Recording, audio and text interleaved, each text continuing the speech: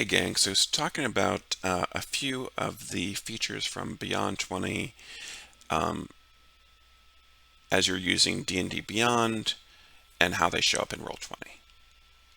So Shiro here is a fighter.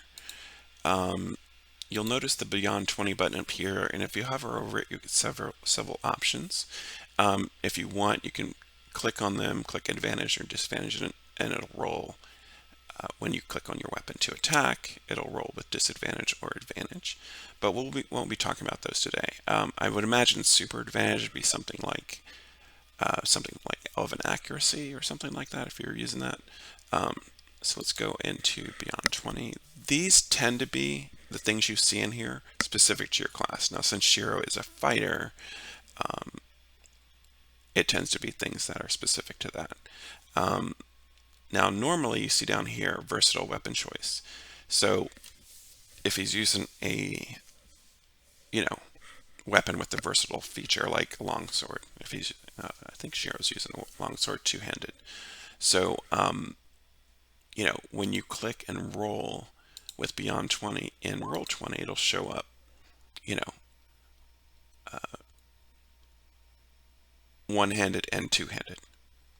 So since he's using it two-handed, he would deal 5 damage.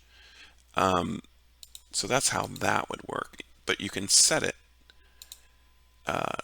to always be two-handed, so you don't have to ever see that you would have done more damage with it one-handed. And he's got the Great Weapon Master Fate, so that he can choose to toggle that on or off. You can give himself -5 to hit and +10 to damage. You can turn it off. You've also got some more really fun features in the advanced options. Say he had Bless, and it gives you an idea here of what these kinds of things can do. I won't go into every feature in here, but I'm going to focus on the ones that you would probably use during the game. So Bless, you can just roll a 1d4, and you can even put Bless, so you don't forget what this 1d4 is from, Bless. And then it will add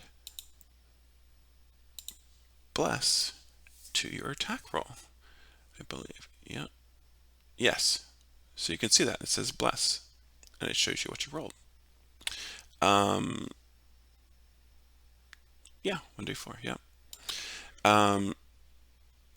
If you want to roll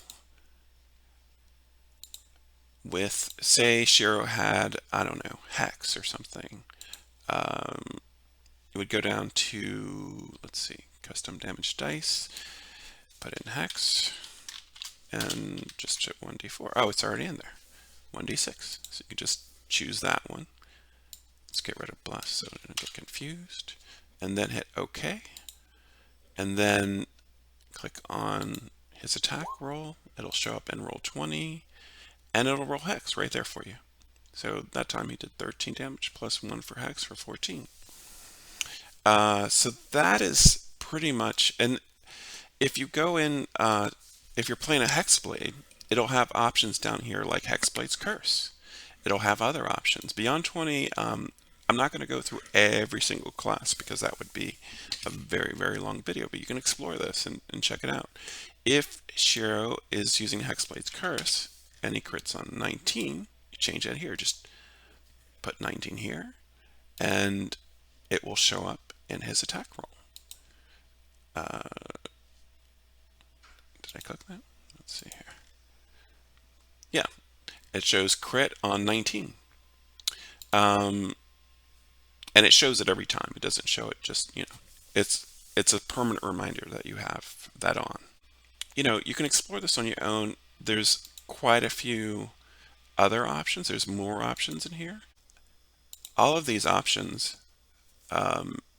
frankly, I am still exploring. Things like update token hit points.